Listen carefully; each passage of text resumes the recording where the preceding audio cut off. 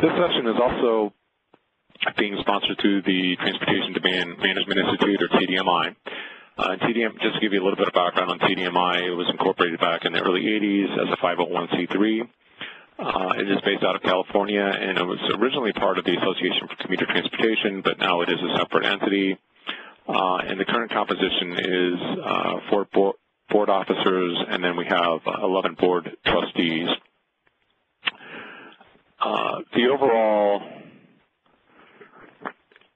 mission of TDMI, which I think part of this presentation is missing, but I'm just going to read through it. The whole goal is really to establish TDMI as an international, there it is, TDM Sustainable Transport Umbrella Group, which basically looking at facilitating information sharing, as well as any innovative ideas in transportation demand management, and then also provide educational opportunities through a lecture series such as the one that we're doing today, and previous lecture series that we have done, which we've been sharing with the TDM community at large.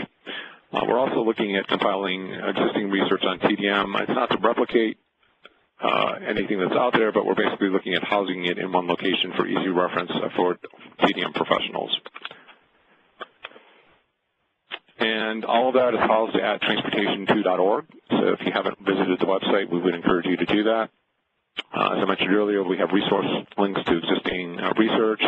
There's a social media platform that's been made available. And then we also have a lot of events that are posted. Many of the lecture series that we have done, we have videos of those particular panel presentations that are up on the website. So there's a video tab that you can take a look at.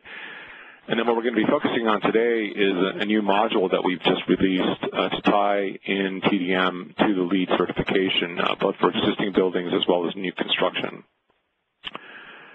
And with that, the other thing I also wanted to mention is that we're looking to expand this to the international community. I know that we have some folks that are on the call from Canada. We also recently were able to present this information to the European folks at their ECOM conference, which was held in Italy about 2-3 weeks ago.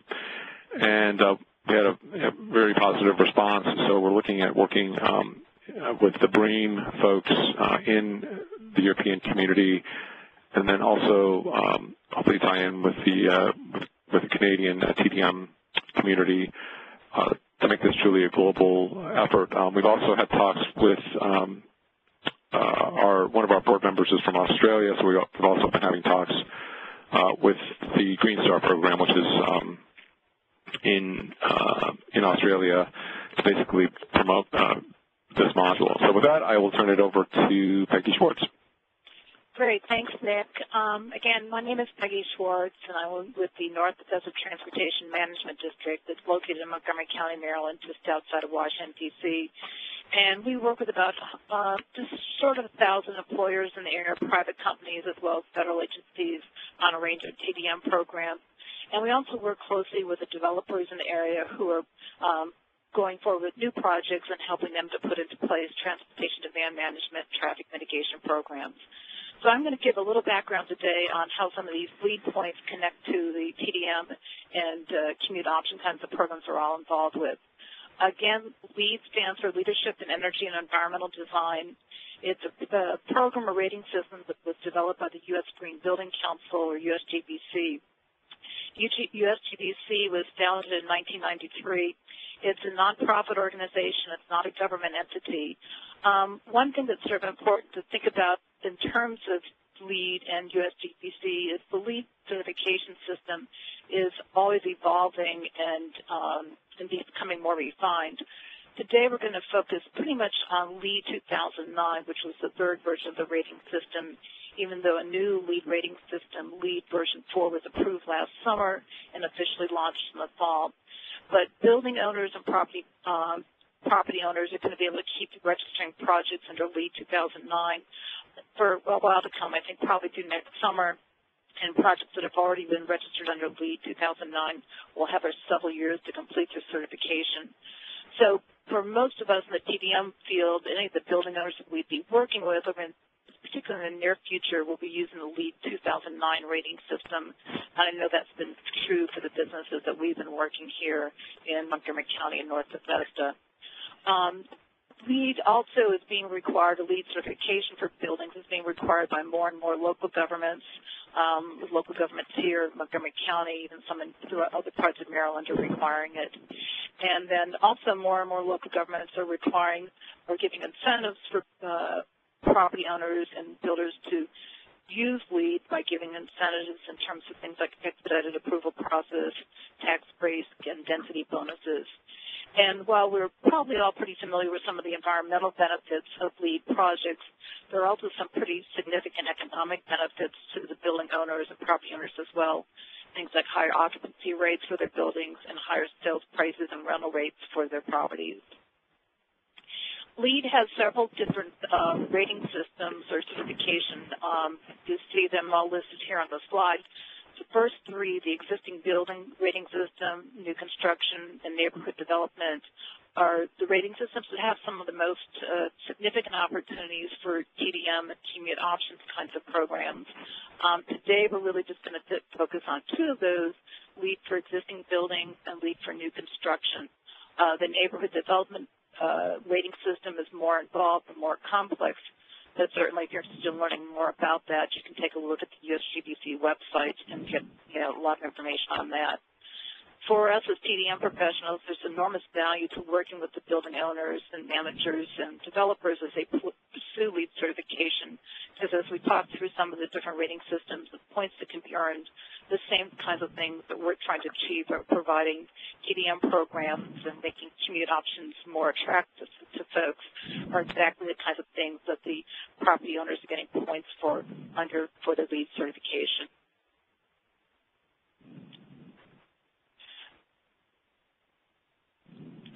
So LEED has 4 levels of certification. You can see the points here on the screen. One of the important things to keep in mind as we talk through the point systems, that the points that people can earn for the different buildings, is that 40 points that you get a building certified. As we talk, just keeping that 40 points in mind, because you'll see how close you're able to get to that with just implementing some of the TDM kinds of programs that we'll be looking at, both for the new construction and for the existing building rating systems. Altogether, there's 100 possible points that can be earned. The TDM points are under a category called sustainable sites, which is a total of 26 points. And then there's additional points that can be earned for categories such as water efficiency, energy and atmosphere, materials and resources, and indoor environmental quality.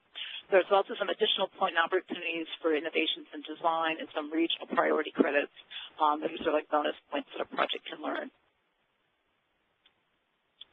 So the first category we're going to talk about today is LEED for new construction. And again, for both new construction and existing buildings, the TDM points are in the sustainable sites categories. We'll take a look at some of these points here. For LEED for new construction, there's a total of 26 possible points in the sustainable sites category, and 12 of those are for alternative transportation, alternative commuting kinds of programs, the kinds of things that those of us who work in the TDM profession are closely involved with. Another way to look at these points, these 12 points that are transportation and TDM related, is that they represent about a third of the points that are required to get your building certified. So those 40 points that we were looking at on one of the earlier slides, you can get a good ways towards getting that to the 40 points with just some of these alternative transportation points. So how does a building, a new construction, a new project go about learning these? The first set of points is 6 points, so a big number of points for access to public transportation. So we all know that having good public transportation access is certainly a key factor in impacting people's decisions about how they commute to work and looking at their commute options.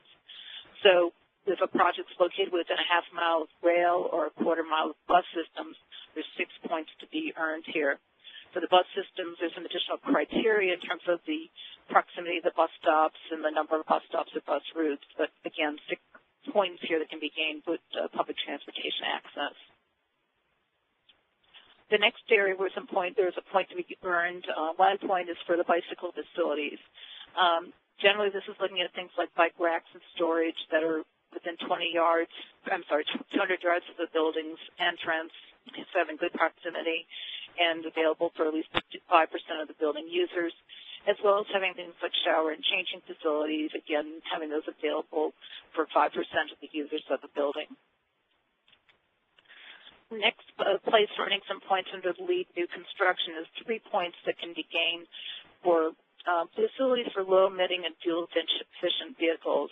There's a couple different options here, but one of them would be to provide preferential parking of 5% of the parking spaces for these types of vehicles, and there's some other options that can be looked at as well for things like alternative fueling stations. And then finally, we've got 2 points under the parking category of parking strategies, and all those of us who are working closely in TDM know how important a strong parking management policy is in terms of impacting people's commute and the trip generation of a particular project. So there's several ways that points can be earned here. One is if the local zoning ordinance has minimum local parking requirements, the parking that needs to be provided for that project, the building can't see those minimum parking requirements.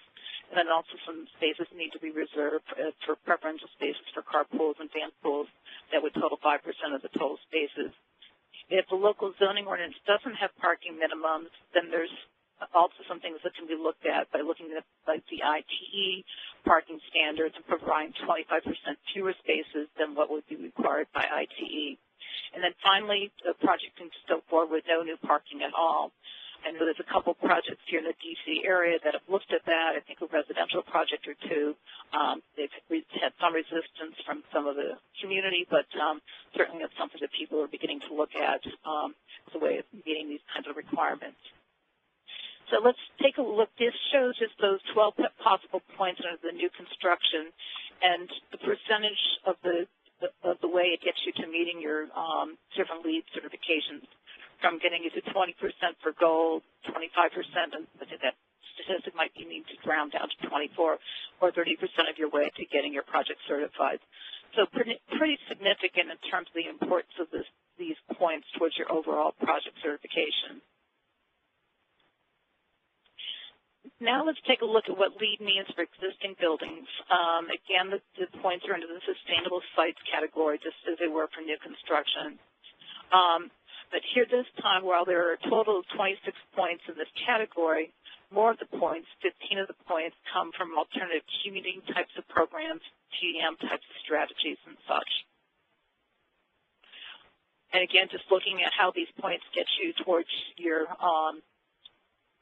certification, the 15 points are nearly 40% of the points that you need to get your building certified. So again, some pretty significant points that can have a big impact on your efforts to get a building certified. For LEED for existing buildings, these points are generally earned by doing transportation or commute surveys, probably similar to a lot of the surveys that a lot of us do with our programs. And LEED surveys really aren't all that different, though there's a few exceptions in there. First, starting with the baseline assumption that everybody is driving alone, and that for LEED, there's also the assumption that they're driving alone in a conventionally fueled vehicle. LEED requires an established survey tool and methodology be used. A lot of the LEED guidance focuses on uses California's South Coast Air Quality Management District survey tool as one example of a kind of survey that would meet LEED requirements. But surveys that a number of other local jurisdictions are using are also working for this purpose. I know the survey that we used here in Montgomery County, we've used that with some LEED buildings that received certification, and that's very similar to the survey that the Metropolitan Washington Council of Governments NICS organization uses. There are a couple ways that these surveys might differ a little bit from survey processes that other folks are using. Sometimes people use a survey where they're telling people to report their travel behavior for a previous week or a typical week. LEED requires you to survey everybody for the same week. So you're needing to get travel behavior for a full 5-day work period, but everybody has to answer for the same specific week. And then one of the big differences that's not necessarily included in some of the surveys that we all do for commuter types of programs is LEED also gives you credit for people who are commuting and driving alone or driving with a carpool or van pool and fuel efficient or low emission vehicles. And there's resources on the LEED website, USGBC website, that lists all these buildings and lists all these vehicles. And these are vehicles that have received a certain score through a group called the American Council for Energy and Efficient Economy. And it's a very long list of vehicles, several thousand vehicles on a list. So in doing one of these LEED surveys for existing buildings, you can see how the commute modes can split out. We've got the kinds of things that we're typically all looking for with the LEED with surveys from telework and transit, carpool, bike walk, press work weeks and such. But then also finding significant number of people, in this case 13%, that are commuting, either driving alone or with a carpool or van pool, but in a fuel efficient or low emissions vehicles. LEED generally wants you to get to the 60% response rate to get full credit for the people you're surveying. But if the response rate is a little bit less, they do some extrapolation of the survey results, because I think there's a recognition that sometimes getting to that 60% can be a challenge. Go back to the second to this slide here. So under this slide, we're showing 51% of people driving alone in a non-fuel efficient vehicle, or 49%, commuting otherwise. And so this slide here shows the kinds of points that people can get for their trip reduction. So that slide before with the 49%, almost 50%, you can see that we're getting a pretty significant number of points there in terms of what people, that particular project would be earning, probably close to 10 points. So there's big points, there's huge points to be gained through these surveys, and even for projects that maybe on the first blush wouldn't seem to be the kinds of projects that would be yielding these results. Just to put some of this in context, in the Tysons Corner area, about 17% of people are not driving alone.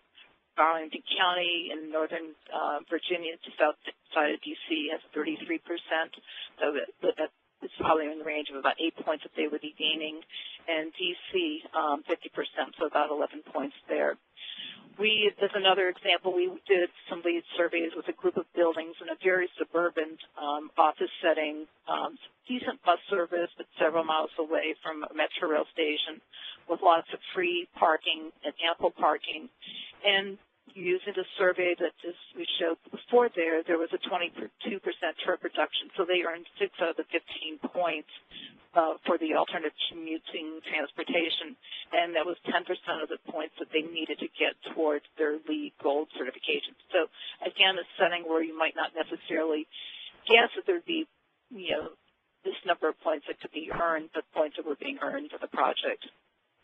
So again, just taking a look at these 15 points, and if you're able to earn all those, how close you get to the 25% towards your gold level certification, 30% towards silver, and 38% to that certified level of getting your 40 points to get you started. So as we wrap up this part and turn it over to Justin to talk about the TDM tool, what we just need to all do is work smarter, not harder, to get those LEED points in the implementation of TDM programs. And if you leave with nothing else from today's presentation, we just suggest that you remember that lots of LEED points can be acquired with relative ease if you go about attaining them in a strategic manner, and working in close partnerships with the property owners, the employers, and the developers who are pursuing these projects and bringing to the table the kinds of skills and resources we all have from our work in TDM. And at this point, I'll turn it over to Justin. Thank you, Peggy.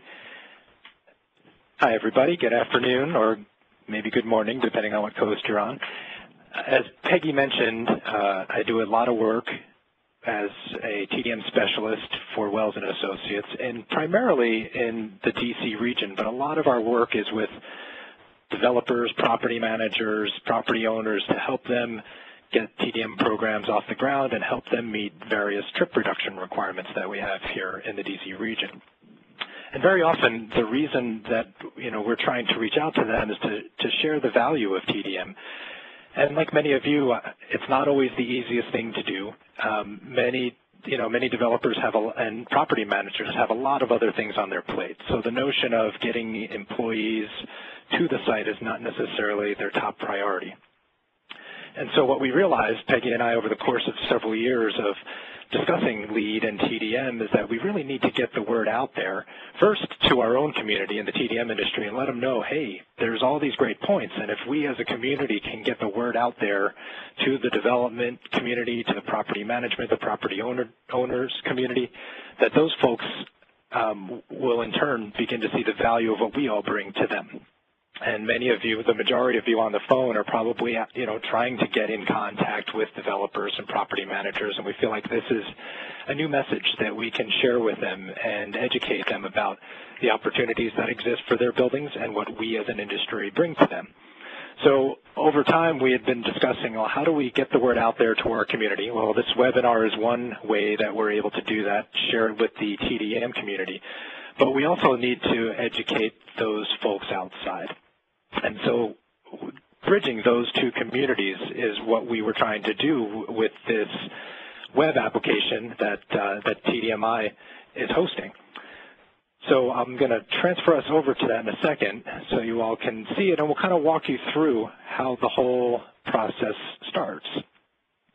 So as many of you may know, as Peggy talked about with the U.S. Green Building Council, that's really, in the United States at least, the largest, most well-respected and well-known green building association. And any building that has that stamp or seal of approval on it is well-respected. And so when you're talking with people in the development and property management community and you talk about USGBC and you talk about LEED, it lends some credibility. And what's more is that many people who don't know about TDM and don't know about the stuff that we do in our industry are going to the USGB site all the time to see how they can get points. And so what I thought we would do today is just walk you through the process first of how somebody from the outside, from the development and property management community, would find the information that's on this tool. And then you could see what's on the tool as somebody coming at it from the outside. And the list of all the people in our industry that can provide the services that would help organizations, property managers, et cetera, get the very points that Peggy was talking about earlier. And once we've gone through that portion of the presentation, we'll show you the steps that you can take to get on the website and get your organization listed so that as people coming to the USGB site ultimately make their way to our TDMI website, that your name can be listed on there and you can be contacted. So this is where I think what really was behind the whole concept of designing this website is that it's hard enough for us to get out there and get our names to all of the property managers and developers. It would be nice if some of them came to us. And so this is the way that we're able to do that through this module that Nick described earlier. So what you see in front of you is what's live. This is actually the U.S. Green Building Council's website. And I'm going to walk you through how somebody who was getting LEED certification might come across the TDM portion of getting those points. So the first, yes? Just for a second, Phil, for those, if you hit F5, you can get a full screen view of this, or in the lower right-hand corner of your screen, you should see an icon that will allow you to see the full screen. Or if you prefer, there should be a scroll bar on the bottom, and you can move to follow along. Sorry, thank you. Thank you, Phil. So I think all of you can see my mouse here. I'm just going to go slowly so you can all see where I'm headed. But somebody who came to the U.S. Green Building website and wanted to find out about LEED certification would go to the top and click on LEED. And once they've done that, somebody who is looking to find out what their credits are would go down here to the left, and they would see, well, gosh, I'm trying to find out the quickest, easiest way that I could get as many credits as possible. And so they would come to this page, and they might see, well, what are the actual credit categories? And you'll note that one of the top ones on there are location and transportation. And Peggy walked you through all the different ways that you could get those points. And if you scroll down to the bottom, somebody would say, well, let me see a little bit more about each of these points, and let me see what the credits are that are out there. So you would click on the credit library, and you'll see what comes up is essentially a filter screen. You'll notice here actually that one of the, I kind of have this preloaded right now for LEED new construction version 2009. And as Peggy mentioned, there are lots of, most of the projects that are out there have been done in this level of certification, and it will be accepted going into the future. But if for some reason somebody were even going for the new one with version 4, they could click on that. But for the sake of this exercise, I'm just going to go through version 2009. It's consistent with what Peggy presented, and in all likelihood, the one that most organizations are going to use. And you can see that one of the ones that comes up first is this alternative transportation credit. And they might go, wow, look at that. That's 6 points. Let me take a look at that and see what's going on. And as they do that, it'll bring up all the details of that particular credit. And they might read it and they might go, wow, you know, being near a station, that's great. Either a bus stop, that's also cool. I'd really like to learn more about this. Let me click on some resources that could help me with that. And if you scroll down here, you'll see that TDMI is actually listed as a major resource. And in all honesty, this is the probably the one that is the lowest in terms of its visibility. Many of the other credits are actually up a little higher. And all of the credits that Peggy went through in her presentation have TDMI listed as a resource. And as I mentioned, in most of those other credits, this logo is actually up a little higher. So I think what goes in our favor here is that it is the most colorful logo on this page. And so somebody might go, wow, I want to click on alternative transportation commuting resource information. Let's see what that's all about. And it brings them to a description of TDMI's website and explains that it points you to us in the TDM industry, all of us as professionals who can provide expertise and resources to help them get those 6 points, along with all of the other ones that are available. And if they were then to see, well, let's take a closer look at this website, it brings you to the TDMI transportation2.org site and the component of it that helps connect those professionals in the property management and developer industry with us in the TDM industry. So as Nick alluded to earlier, the goal and the site is designed to be expanded to be worldwide. And so that any other type of LEED equivalent could be listed on here. As Nick mentioned, Australia, we've been in conversation with Australia and the folks in Europe. And we'll be in discussion soon with the folks in Canada. But for now, we just have the United States. And so really for the last few months, we've been piloting this in the United States, and it's where all of the information lies. So if a developer is doing work in the United States, obviously, and I guess that goes without saying when they're in the United States Green Building Council, they would click on this portion of the map, and it brings up a map of the United States, where they can then dive a little deeper to say where their project is that they're looking to certify. And as you can see here, we have all 50 states and DC. So I'm going to click on Maryland, for example, because all 3 of your presenters happen to be listed in Maryland. But if somebody were to go into Maryland, they're going to do a project, for example, in Peggy's jurisdiction in Montgomery County, Maryland. You can see these are all of the counties that are listed in Maryland. And if they found their way and said, okay, I'm going to take a look at what's going on in Montgomery County, will come up a list of everybody who is a registered provider of TDM services in Montgomery County. And what you note here is, so Nick's organization, as you all may know, is Commuter Connections. Peggy's is the North Bethesda Transportation Management District, Transportation Action Partnership, and Wells & Associates. And you'll note that next to each one are different clusters of stars.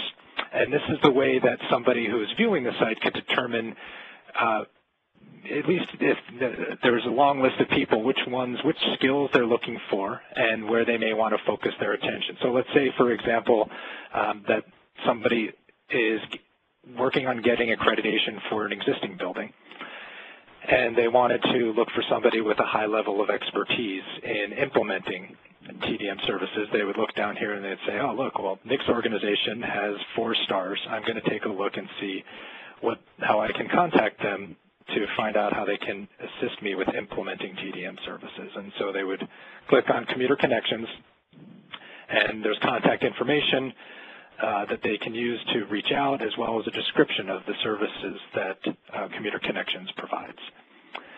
And so just to kind of scroll back a little bit, the other types of assistance that are listed on this site, you'll note, are alternative transportation travel surveys. And you may recall from Peggy's presentation, that's also for existing buildings. That's that 15 points that Peggy mentioned you could get depending on what your mode split is and how high of a response rate you get. So somebody that is looking for an existing building points in TDM would look in this column, and they would look and see, oh, wow, look, well, Peggy's got 4 stars there. I'm going to click on her link, and again, her information and her description come up as well. Now, the column to the right, you'll see this is for new construction, and the 2 main categories that you may recall Peggy talked about having points for proximity to transit, and talked about having points for having bike infrastructure and parking management and the electric vehicle parking, et cetera.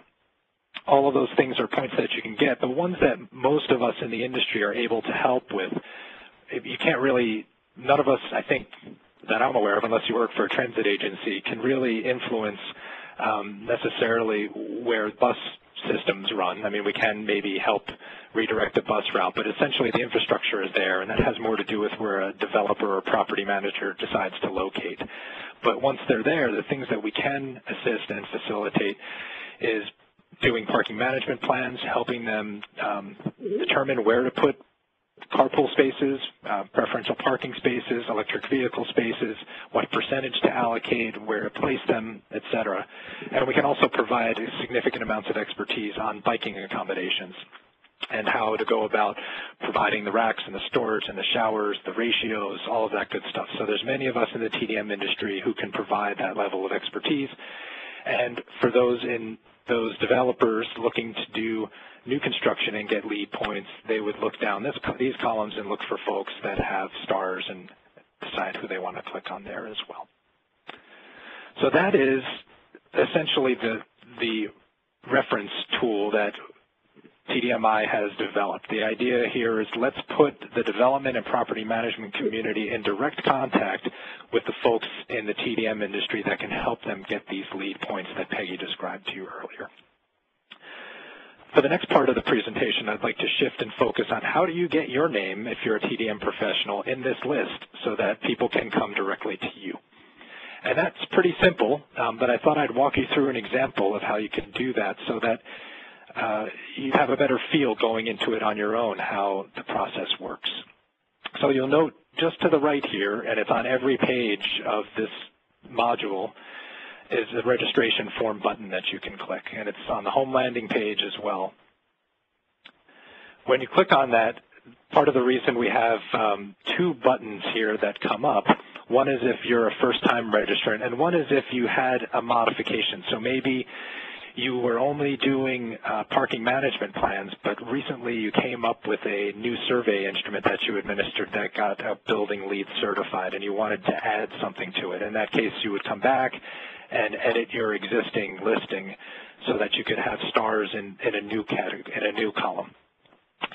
The process that I'm going to go through today is for a new registrant, which I think other than me, Peggy, and Rick and Nick is everybody on the phone today. So this is what most of you would experience for your first visit to the site. Most of what the description here is about is who we, TDMI, is working with to promote the website to ensure that the people in this industry and on the property management and development side are aware of this resource. And so obviously the link from USGBC is huge, but all these other folks we've had initial conversations with. Now, our goal over time is to put a really heavy emphasis on promoting out to these folks. But our first step is to make sure we have as many people in the TDM industry as possible in this listing. Without that deep list of people on the listing, there's really not as much value to the site. So we're really holding off on putting a strong push to promote this to all of these associations and organizations until we've built that list to the critical mass. So that's really a big part of why we're talking with all of you today. We want to get the word out there. We want to build the list and get the word out to all of these communities. One of the things that I will note to everybody on the webinar today is this link down here is really important. This registration form is pretty long. And the reason for that is we really wanted to pre-qualify everybody who is on this list. Those of us that are in the TDM industry take a lot of pride in what we do and really do understand all of the effort that goes into getting these various LEED points. We just didn't want a lot of people who were fly-by-night, you know, pretending to be a TDM professional getting their name listed on this site, because we felt like the integrity of TDMI is backing this. So because it's lengthy and we don't have the opportunity to save your information, we provided as an opportunity here for everybody is a fillable form that replicates all of the questions that you will see on the actual live website. And you can fill in all your answers here and save it, and then you can go back and cut and paste it into the actual registration form. So again, there's about, I think, 7 pages of questions, and this way you can save it at your own pace. We do ask for a lot of very detailed questions about the type of projects that you've worked on, any references that you have for those projects, so we can follow up to validate that you've worked on them and make sure that the people who are listed on this site are legitimate. So quickly, I'll walk you through a live demo, and I hope you all don't mind, but for the sake of making this go through, I'm going to kind of auto-fill some of this so I don't force you to watch all of my typos and bad typing. The first big step here is to enter where you provide services. And so when earlier I clicked on the map of the United States and clicked on Maryland and then clicked on Montgomery County, and you saw the listing that had me and Peggy and Nick, our organizations, that was done by selecting the counties that we all indicated we work in. And so you go, this is the first step, and the most important step is to go in and make sure you're clear on which jurisdictions am I supporting when I put this listing on this website. Who do I want calling me? Because potentially this could be anybody from the world going in to look at a particular state. So in the case of Peggy, Nick, and I, we all had gone into Maryland, and we had scrolled down until we came across Montgomery County. We clicked there, we added the county, and it went into the list. I might add for myself another jurisdiction since I'm out here in Fairfax County in Virginia. I'll scroll all the way down to Virginia, click on the listing, and scroll down to Fairfax County, add that, and then just close. And as you'll see, that populates the fields here, and now at the end of this process, anything that I fill out will be used to populate that table that you saw with the listing with the stars. This next section is really indicating that there is a fee for this, and TDMI is running a special for the inaugural group of people that are listed on the website. Normally the fee is $100 a year to be listed, but for everybody on this call, it'll be $100 for 24 months. So from today through 2016, end of May of 2016, you'll be able to have your listing on the site for that entire period. And so it's basically so that you don't get to the end and think when we ask you for your PayPal payment, you're not surprised by that. I'm just going to run through an example here just so you can get to the next page of how this whole process works. Oops. Going a little too fast for myself here.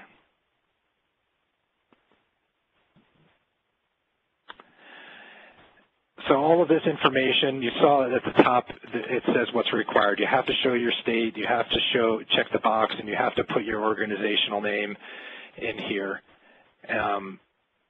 you don't have to put your website if you don't want, but the more information you provide, the more people are able to contact you. So I'm just going to put a quick description of what I would have on there for Wells & Associates, and then we can move on. The first thing that the registration form will ask you about is what you've done with parking management plans, and you may recall that was one of the 4 columns with the stars, and it breaks it down into, have you ever written a parking management plan? If so, you check this first box up here. If you've done a plan that was seeking LEED certification, it's a different standard, and so we'd want to demonstrate that you're able to provide information that's lined up with the LEED standards, not just any parking management plan. If you wrote a parking management plan that achieved LEED certification, that puts you in yet another category. Not only do you understand it, but you've been able to get people points. And then finally, you've demonstrated a parking management plan that actually got the points. And so depending on how you fill this out, that will determine the number of stars that you get on that table that you saw earlier. And so then we ask that you put in here a project reference for the work that you did, so that should there be any question about your ability to provide these services, that we can follow up with them and just verify the work that you've done and ensure, again, that there's integrity in the information that's listed on this website. It's mostly so that all of us who are paying $100 and TDM professionals can be assured that there's no one else on there that's really not qualified. The same sort of process works for bike accommodation plans. Have you done a bike accommodation plan? Great, you would check this top line. Have you done one that is seeking LEED certification or achieved LEED certification or actually gotten the LEED points? Depending on what level you've done for the TDM accommodation plans, you would check those boxes, and then again, just ask that you put a reference so that we can follow up and verify.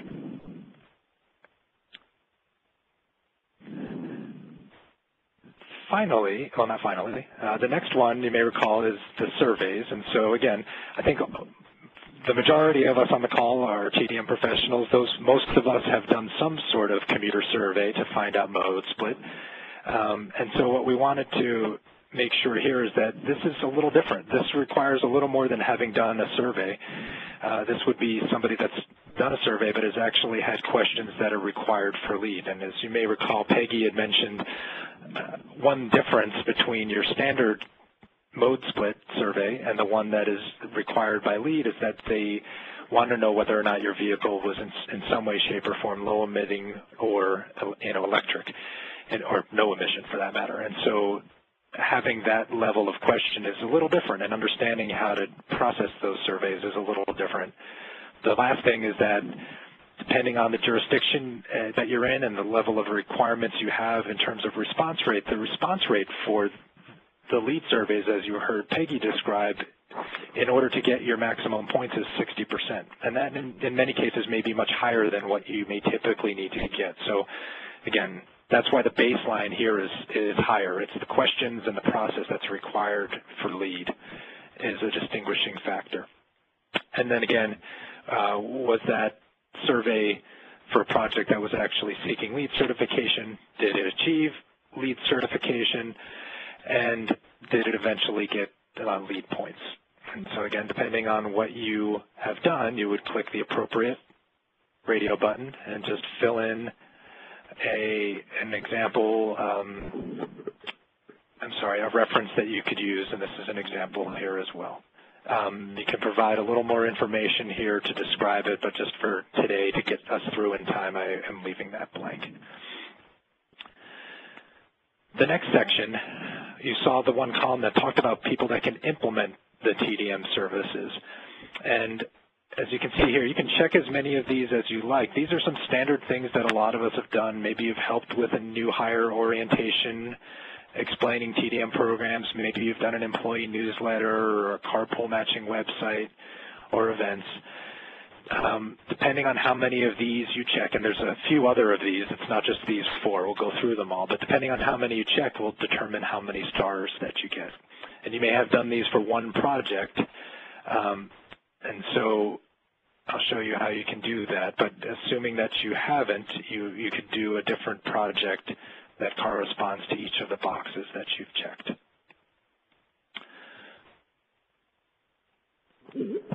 The next clustering you can see is guaranteed, have you done a guaranteed ride home? Have you done preferential carpool parking and ride share matching? Maybe I haven't done flex time scheduling, so I leave that blank. And again, I'm using the same project. I have one project that's done a lot of this stuff, so I may include the same reference for all of these pieces so that we can verify that what you're listing is legitimate. Maybe in this case I haven't done telecommuting, but I've done a transit subsidy and a van pool program. Again, actually in this case I think I left it blank because I was like, these ones I haven't done. So we'll just leave that blank. You can still advance, but again, for every box that you check, you're increasing your qualifications toward more stars. This last piece is essentially saying that you've done these programs. That's one thing. It's, we've all done these programs, but have your programs been quantifiable, delivered quantifiable trip reductions that qualified for LEED points. So again, many of us have done TDM programs and done all the things that we checked the boxes for in the previous screens, but if they haven't been applied toward TDM points, you won't get the full star opportunity. And so you would just check this box if you have done it and you've garnered some points, and fill in the reference information so that we can follow up, and then just keep moving. The last part is just to verify that all the information that you've listed is truthful, and TDMI reserves the right to remove any submission if it's determined that the information is inaccurate. So from that point, you would just submit the form, and this is the great part. It tells me when I miss something that is required, it needs to be filled in. So I am going to go back to the beginning, and I know that I said I was missing my organization. So I'm going to fill that in, and just go back to the end, and resubmit the form. And this is the part where the $100 payment that we mentioned comes up, and you would go in, and there's a pay section for you to pay via PayPal, and that completes the transaction. You can also send a check to TDMI, but obviously there will be a delay in your application being posted if the payment is sent by check. So the quickest and fastest way to ensure that your information gets posted on the site is to pay via PayPal electronically. So that concludes the overview and the live demonstration of the TDMI Transportation 2.org LEED module, as we call it. And I guess at this point, we are opening up the floor to questions. And Phil, I'm not sure, I guess, do I just go to this tab here? Yep. Wonderful. And as you can see on the screen, I guess there's some reminder directions on how to submit questions. And I see some of you are posting them now. So I'll turn the floor back to Nick Ramphos to field the questions and take the presentation from here. Okay. So first question is, when and how can Canadian providers get on the list? Well, as long as, and I believe this is true for the Canadian developers and building owners, that many of them do use the LEED system. We will be looking into that, and one of our board members is from Canada, so we're going to be working through him to basically just confirm everything, and once that's ready to go, we can get a message out to folks that are interested in Canada. The next question is, what is the increase in value per square foot or any other metric that developers or building owners earn by becoming LEED certified. So Peggy or Justin, do you have any ideas on that? Yeah, Peggy, I'm going to see if I can find a slide. I know you've done that in one of your presentations. And I guess while you're looking for that, in terms of ROI for spending on TDM programs, perhaps the extra value is pretty high. I mean, this is part of the comment. There's probably some type of a balance there. Yeah, here we go. Peggy, it's the, yeah, bear with me, guys. Certainly we've seen statistics, one, the higher occupancy rates of 3.8% higher occupancy rates. There's also, it doesn't relate exactly to this question, but also some studies have shown that particularly younger people looking for jobs, the 25 to 35-year-old range, are interested in working in green or LEED certified buildings or projects. So that's also another factor today. I guess you brought up some of these statistics here. And then here's another one, Peggy, that you've used in the past. So not only an increased value in terms of rent rates or sales prices, occupancy, but then also decreases in things like operating costs for the building. Okay, great. Next question is, to what extent are TDM professionals using LEED to market alternative modes?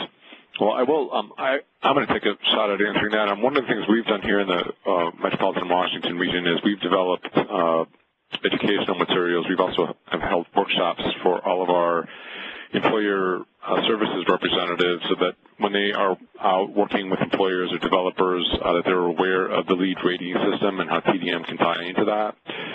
We've developed a brochure. We also have information on our website, and then obviously we've decided to take advantage of the TDMI website just to position ourselves to be able to service any interested developer or employer who's looking for LEED certification. Peggy and Justin, do you guys have anything else to add? I know there are probably other areas around the country that may be looking at this. One thing that we've done is, number one, we've made sure that the property managers at the different office buildings we work with realize that we can help them if indeed they are pursuing LEED certification, particularly the existing building certification. There's a couple tools, one on the USGBC website, which is usgbc.org, and another on a website called the Green Building Information Gateway, which is gbig.org, where you can go and look for projects or buildings in your area where the project has registered for LEED certification. And so when we see that, we know that it's a building and a property owner who's particularly interested in LEED, and so we reach out to them to, number one, let them know that we can work with them through the survey process, but also let them know the specific kinds of services, some of those things that Justin was going through in terms of the guaranteed ride home and the outreach kinds of activities. And then if we've even previously done surveys with some of the tenants in the building, we help by providing that information to the building to give them sort of a benchmark of where they are right now in terms of LEED points, and then suggest strategies that they could use from sort of the whole range of TDM strategies to potentially increase the number of people that aren't driving alone to the project. On my end, a lot of the work that my firm does is with new developments and new construction. And so we enter the process as early as a traffic plan, a traffic and engineering plan. And at that point, it's early enough in the process that the building hasn't really been finalized in design and otherwise, and our team starts planting the seed to say, hey, we're talking about generating traffic, but there's also ways to reduce it. And while you're doing it, you could be getting LEED points. And at that point, most of the new construction in this region that is, high density, large office, or high density, large residential is pursuing LEED. I don't know if that's the case in the rest of the country, but certainly in DC, anything new that's Class A office is going for LEED. And at that point, we start talking with them about all of the points that they can get and start planting the seed about how we can work with them. Okay. Next question is, with LEED, there used to be no negative points for not having any alternative transportation options, so versus some negative points for other building inefficiencies. Is that still the case?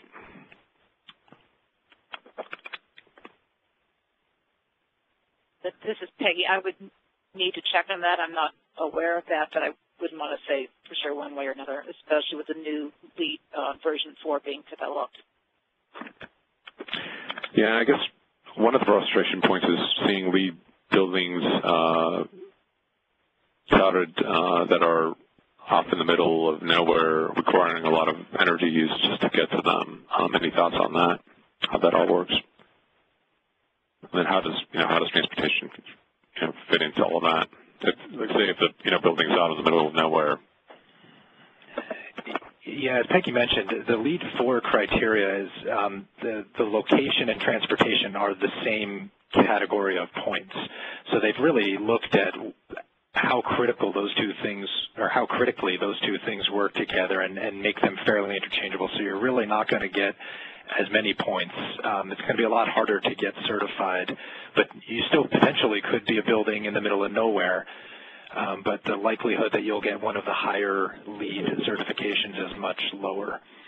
I don't know if there's anything else that you wanted to add on that, Peggy, but generally speaking, LEED 4 packages those things together. And I think even some of the things, Justin, that you were going through, looking at the web tool where, again, the programs and strategies like the guaranteed ride home, the carpool matching, those kinds of things, if a building or project is doing enough of those, I think there's some points that it can be gained. So perhaps even a building that maybe hasn't achieved a good modal split yet, that might be able to do some of those kinds of programs to begin to make some progress towards some better levels of trip reduction. And that some of those could work in some less urban settings. Okay. Okay, in terms of ride sharing, there's a reference to ride sharing proximity. Does this include, how does car sharing, does that mean car sharing or actual carpooling? I believe the ride sharing reference may make reference more to projects in other areas outside of the United States. In anticipation perhaps of this question, I pulled a ride share definition from the USGBC website, and that says transit service in which individuals travel together in a passenger car, small van that seats at least 4 people, can be human-powered conveyances, which must accommodate at least 2 people, and must include an enclosed passenger seating area, fixed route service, fixed fare structure, regular operation, and the ability to pick up multiple riders. So perhaps a little bit different at ride share than some of the kinds of things that we all think about. Okay. One of the areas that the focus is on surveys, and so if a particular region has a survey, how do they go about making sure that it's LEED compliant? Is there a process or something that needs to be done so that the USGBC would accept the results from that survey? What we did in this region, and we worked with one complex. It was a three-building office complex with about 1 million square feet, and that property owner actually brought in a LEED consultant to help them through the whole LEED process for all these different categories of LEED certification. So we began by meeting with them to show them the survey instrument that we use, and they, felt comfortable that it met the requirements of USGBC and LEED. So that was really their decision, but then we worked with them to, distribute the survey both primarily electronically, but also some paper surveys. So it was really hand-in-hand with the LEED consultant who had gone through other LEED certifications and projects and felt that the survey instrument we had would meet the USGBC and LEED requirements. Okay, last question is I'm sorry, go ahead, Justin, you. Yeah, well, somebody had asked about the slides that we had on the return on investment, Nick, and So I was just going to say that we will send them to Phil, and Phil can post them on the website where this webinar will be, and they'll be downloadable. And Phil, correct me if I'm wrong about that process, but I think that's the way it'll work. Okay. that those are all the questions that we have. And just one of the things I wanted to say is I just wanted to, first of all, thank Peggy and Justin because they've worked diligently on this whole project, and they are part of our TDMI LEED module work group.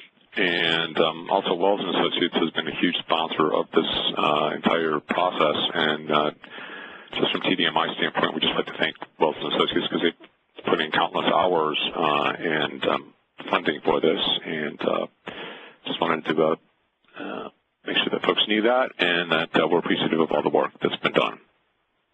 We appreciate the opportunity to speak with all of you today, and I think earlier you saw all our contact information. If you have any questions about the enrollment process, registration process, please don't hesitate to contact me. And I think that's all we've had for today. There is an evaluation form. We'd like each of you to fill that out just to give us feedback on the session. And I believe that's it for today. Thank you. Everybody have a great day. Bye-bye.